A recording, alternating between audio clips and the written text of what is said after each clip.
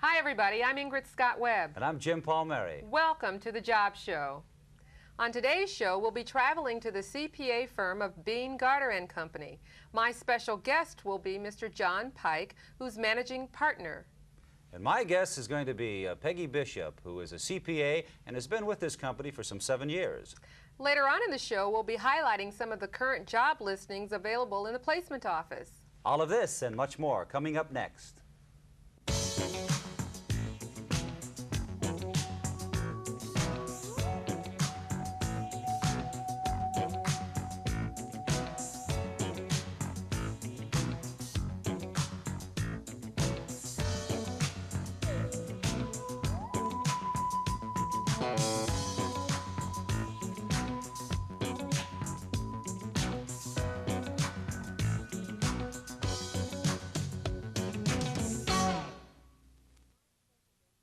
Hello and welcome to the Job Show.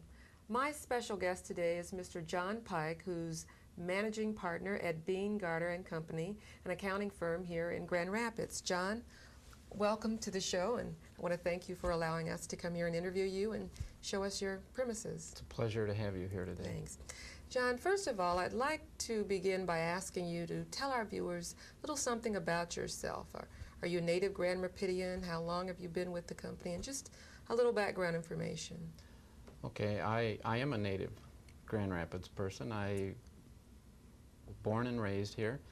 Went away just briefly for college and then returned here. I've been with Beene Garter since 1974. Okay, where'd you go to college? I went to Ferris State College. Okay, it's really interesting to meet a native Grand Rapidian. It seems that everyone's basically a transplant. Your managing partner, what exactly is a managing partner? Well, Beene Garter is a partnership. We have 9 partners in this firm, plus a number of professional staff. I am the managing partner. In essence, I manage the firm as well as have some client responsibilities. I see. I want to know a little bit about Beene Garter. How old is the company? Okay, Beene Garter has been around for almost 40 years now. My goodness. You told me earlier that it has the distinction of being the largest. Yes, we are probably the largest locally owned CPA firm in Western Michigan. In Western Michigan. That's really interesting. How many employees do you have? It varies throughout the year. Our busy season, as we call it, is from January 15 through April 15, and we get as many as 70 employees during that time. Then we work down to maybe 60 and build back up again for the busy season. I see. So the momentum happens essentially during tax season. Yes. Now, of that approximately 70, give or take a few numbers, how many are support staff and how many are your professional staff? There would be about 15 people that would be considered support staff, secretaries, word processing people, clerical people of one nature or another, and then probably 55 on our professional staff. Now, explain to our viewers the difference between being an accountant and being a certified public accountant. Are there various requirements, and what do you have here? Do you have a little of both, or? Okay, we're basically certified public accountants here. Our professional staff are people that either are CPAs or working towards becoming a CPA. Sure. We're considered independent accountants. We work for clients as their independent accountants. They may have accountants on their staff or on their payroll as well, but we come in and do things on an independent basis for them. So if they have needs that are more specialized, they then contact you and you're able to help them? Yes, particularly in areas like taxes. Taxes is a very complicated thing today. We have specialists here that deal in all phases of taxes, so we can respond to their needs in that area quickly. I see. What are the various kinds of duties that your accountants perform? I guess I do, and most people seem to have sort of a narrow view of accountants. You think basically of people sitting and poring over records and numbers and being in one place and basically doing something that's boring, but I understand it's a lot more expansive and varied than that. Yes, it is. we think it's a very exciting profession to be in. We're in the business of helping other businesses in their needs, whether they're tax needs or accounting needs. We're really divided into three departments here. We have a tax department, we have an audit and accounting department, and we have a consulting department. And depending on the need of the client, depends on who from which department may be servicing that client. I see. In just a few moments, we're going to have you give us a tour of the firm so that we can see these various factions in action. But before we do, I'd like to ask you, what do you think distinguishes Beene Garter and Company from other accounting firms? I think there are many things. First of all, we've worked very hard to make sure that we were technically qualified to handle our clients' needs. In addition to that, we've worked very hard to make sure we stay in tune with changing trends, and we like to call them innovative solutions to their particular problems. We try to stay very close to our business clients out there. We'd like to keep in tune with what their needs and problems are and assist in helping them with them. I also noticed that in many instances a lot of the offices are empty. You have quite a few accountants, but it seems that they're not here. Is there a special reason for that? Yes, there is. If all the offices were full, we may feel nervous around here.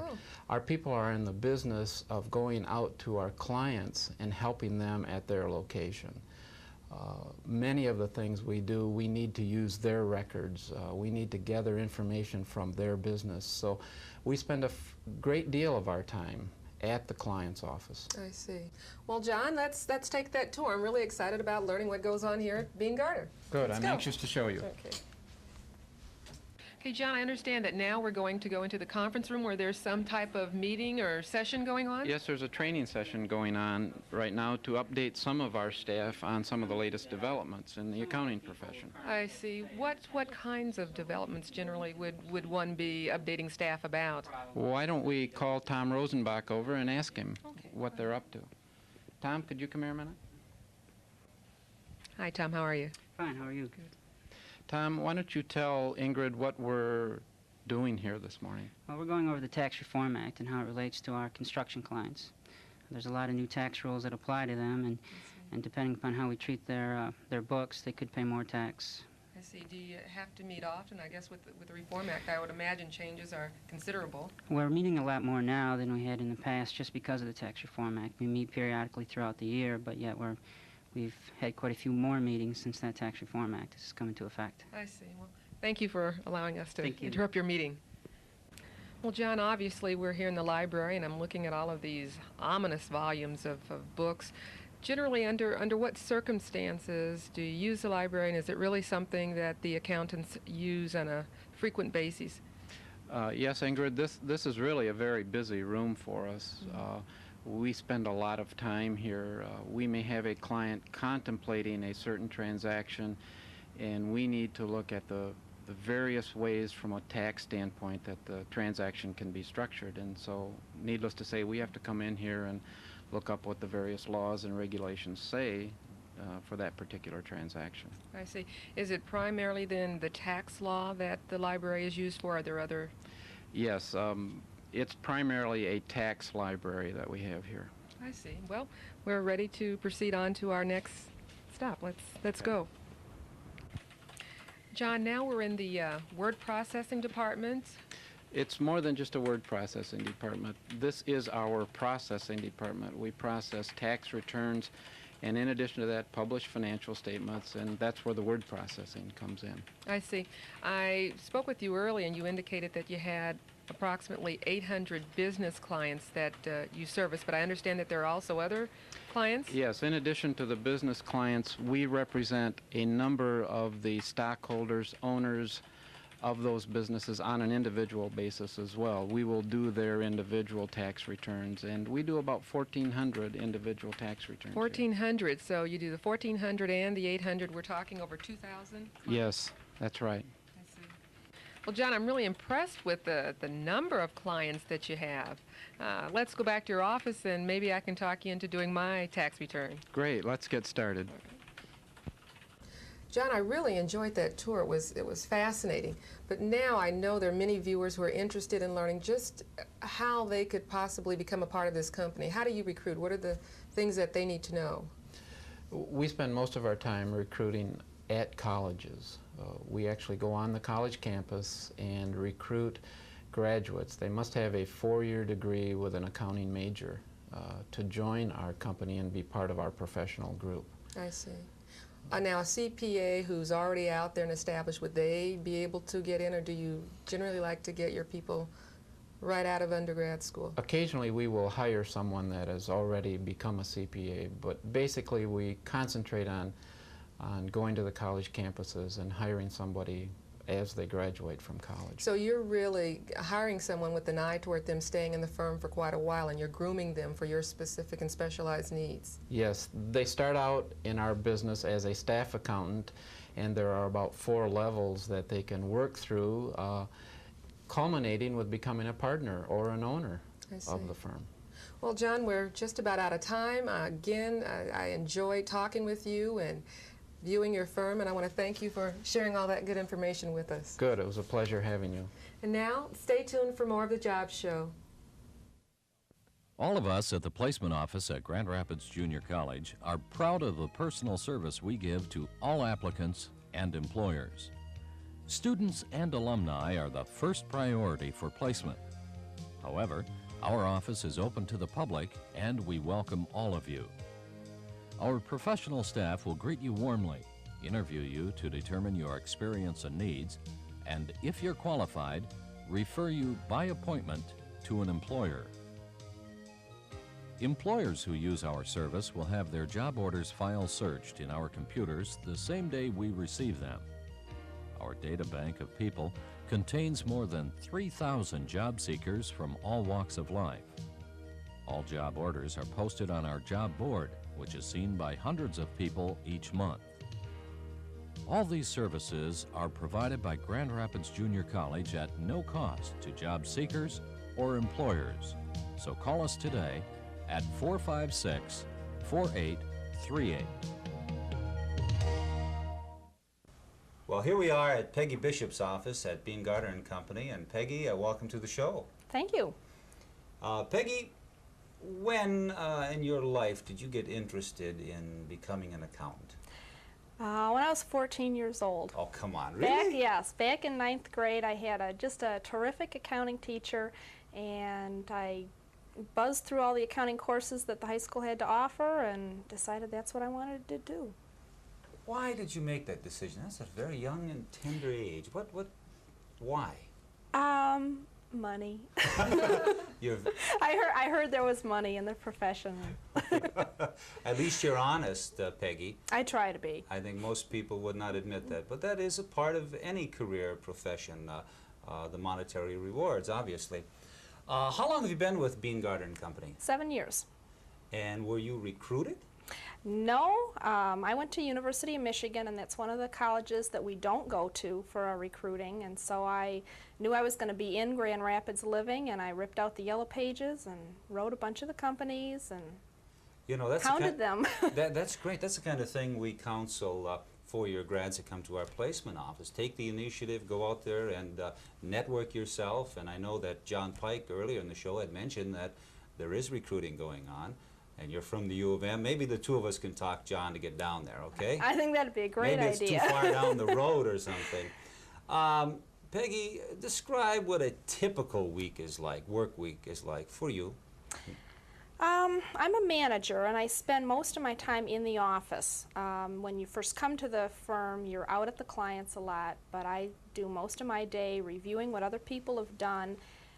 This week, I have a lot of civic activities I'm involved in. After our interview today, I'm going to a board meeting to present a financial statement to a company, and fortunately it'll be a good one because they made a lot of money, and it's great to tell people how well they're doing. I have personnel meetings in the firm. I get involved in recruiting. I spend a lot of my time basically reviewing and checking other people's work, lunches with clients, just PR work. You know, you kind of answered my next question, but I'm going to ask it anyway. What do you like about your job? Everything. No, not everything. I like the challenges. I like getting out and meeting clients. I like helping businesses that are in trouble. I like telling people what they're doing right. I enjoy training and supervising our own staff. Well, if I'm hearing you correctly, a lot of variety, but a lot of people contact. A lot. That's very, very important in this Well, profession. I just wonder how many of our viewers out there are thinking about an accountant, and then we'll talk a little later about becoming a CPA, getting into that profession and thinking about sitting behind a desk and working at papers and so forth, but tremendous amount of people contact. I think a lot of people think of accountants as the old man with the visor, sitting, not talking to people, not communicating, but I think the biggest thing for college students to get into is good communication skills, both oral and written. If you can't get along with clients, you're not going to make it. That's good advice. You know, that stereotype that you threw out I think is absolutely correct even today. You wouldn't think it. Here it is, 1987, but there are people out there still thinking along those lines. What's it like working at Beene Garter and Company? I've seen a lot of changes. When I started, there were about 20 people in the firm, and during our height of tax season, we were up to almost 70. So I've seen a lot of growth, which is very exciting to be a part of. Beene Garter is a very challenging place to work. If you show the initiative, you will get all kinds of challenging assignments thrown at you. And all you have to do is prove yourself, and the challenges will keep coming. It's a very progressive firm. We have a lot of women on our staff, which is a change since when I first started in the profession. And that's exciting for me to see a lot of women coming on board. Peggy, what advice do you have for anyone that's thinking about becoming an accountant? I think the biggest thing I wasn't prepared for was tax season. You know, you hear about the long hours, but until you work for 4 months, and pretty much work is your life during those 4 months, you've got to have supportive people to help you through.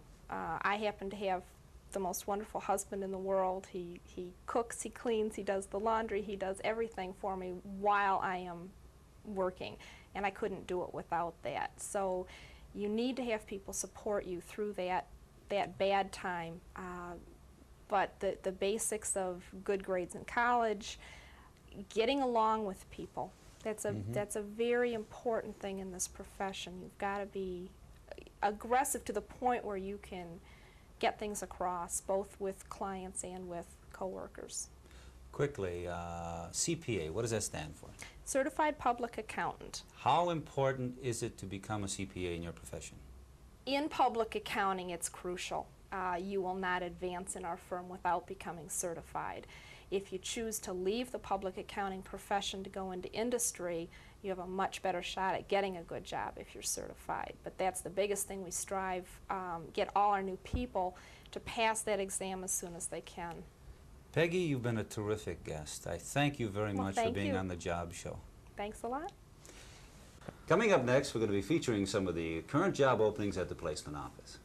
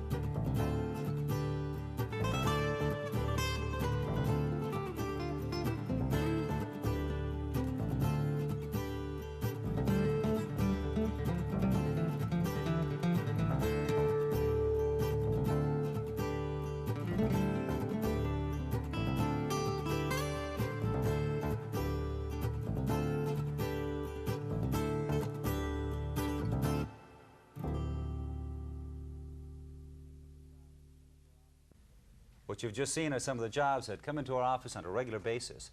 What Ingrid and I would like to share with you now are some of those jobs that require some experience, could be managerial and professional in nature. Ingrid, you have that first job opening. Thanks, Jim. My first position is that of sales merchandiser. Now, this position is located in the Farmington Hills, Michigan area, if any of our viewers are going to move out there. This is a part-time position. Now, for this job, you'll be required to set up displays in local grocery stores, and you'll also have to restock shelves. Now, there is traveling involved because you'll be required to travel from grocery store to grocery store. However, the employer is prepared to pay you 21 cents a mile. They want someone, a local student in that area, who has a 1 or 2 year commitment. They also want a student who is dependable and either majoring in marketing or retail sales. The position has flexible 20-hour work week, and the salary is $6.50 an hour. My first position is for a data processing operator. It comes to us from Rockford, right up the road. Full-time opening. Will operate data processing equipment and must have a working knowledge of the IBM 36 computer.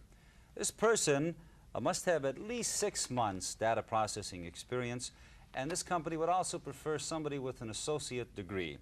The hours are 8 to 5, Monday through Friday, and the salary an excellent range from $18,000 to $22,000 to start, depending on experience. My next position is for all of you teachers out there who don't want to teach the run-of-the-mill courses like reading, writing, and arithmetic.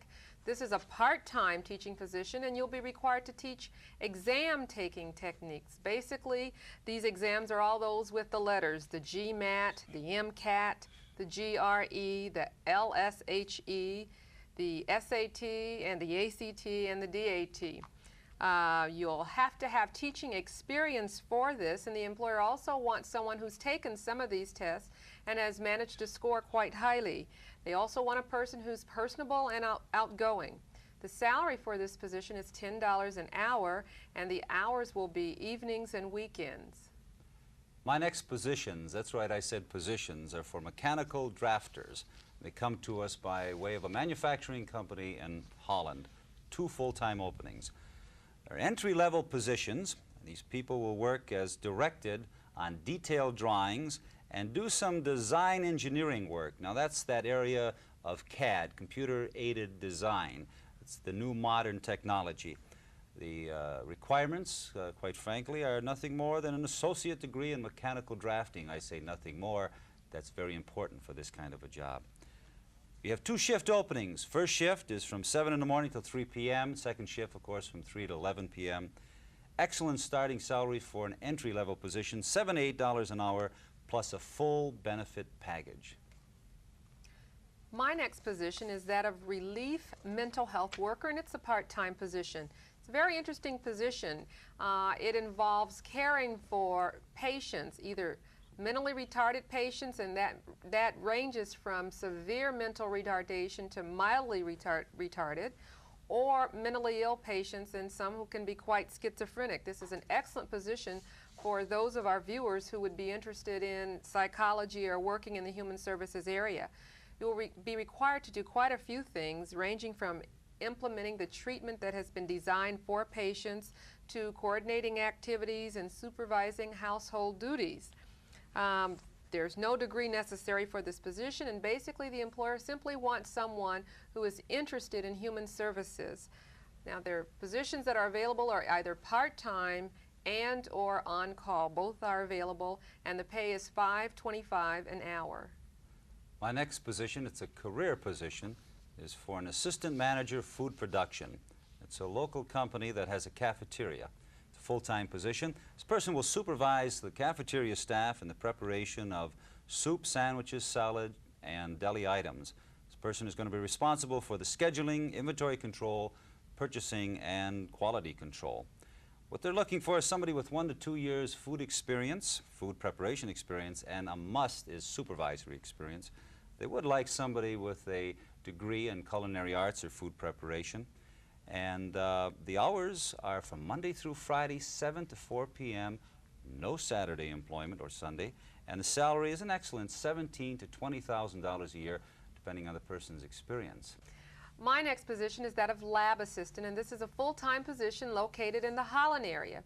Now for this position, the employer wants someone who will review tests of food products and evaluate those tests to determine whether or not those foods are safe for marketing.